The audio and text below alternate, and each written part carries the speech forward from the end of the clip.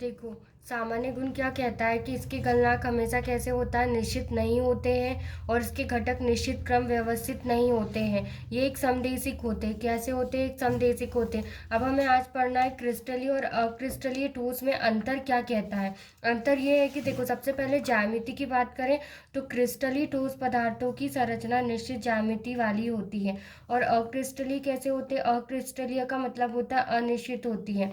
और ऊर्जा का मान कर बात करें तो यह कम ऊर्जा वाले होते हैं। और ये कैसी होती है? इसकी ऊर्जा कैसी होती है?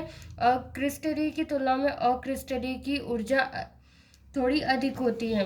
इसकी अवस्था की बात करें तो क्रिस्टलीय पदार्थों को सही अर्थों में ठोस पदार्थ माना जाता है। तो जितने भी क्रिस्टल के रूप में जाना जाएगा उसे ठोस पदार्थ के रूप में जाना जाएगा। और जो अक्रिस्टलीय पदार्थों की अतिशिशित द्रव, आभासी छद्रव क्या माना जाता है? अक्रिस्टलीय पदार्थों को अशिशित द्रव। और शीतलन द्रव असतत होता है और इसका कैसा होता है? सतत होता है। देशिक प्रभाव की बात करें तो क्रिस्टलीय पदार्थों का देशिक प्रभाव विषमदेशिक होता है और ये समदेशिक होता है। इसमें कुछ नोट्स भी है जिसमें देखो, क्रिस्टलीय पदार्थों की भौतिक गुणधर्म जैसे क्या ऊष्मा, चालकता, कठोरता तथा अपवर्तनांक अलग अलग दिशाओं में समान नहीं होते, तो वे कैसे होते हैं? विषमदेशिक कहलाते हैं। और क्रिस्टलीय पदार्थों के भौतिक गुणधर्म जैसे कि ऊष्मा, चालकता और कठोरता तथा अपवर्तनांक अलग अलग दिशाओं में समान होते हैं, तो उसे समदेशिक कहते हैं। देखो, क्रिस्टलीय पदार्थ ये होगा विषमदेशिक और ये होगा अक्रिस्टलीय। और देखो, इसमें क्रिस्टलीय ठोस कितने प्रकार के होते हैं? तो क्रिस्टलीय ठोस दो प्रकार के होते हैं, जिसमें आयनों की ज्यामितीय विन्यास के आधार पर और सेकेंड अंतरकण बल के आधार पर। क्रिस्टल या ठोस चार प्रकार के होते हैं। एक आयनिक ठोस होता है और एक सहसंयोजक ठोस होते हैं।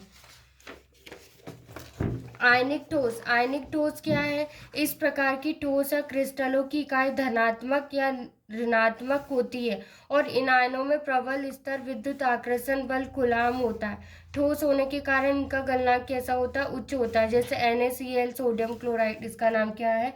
Sodium chloride. सोडियम क्लोराइड इसका है potassium chloride, caesium chloride, sodium sulphate, zinc chloride, zinc oxide और इसका है सोडियम नाइट्रेट। इनके चालक बिंदु पर आयन उपस्थित होते हैं।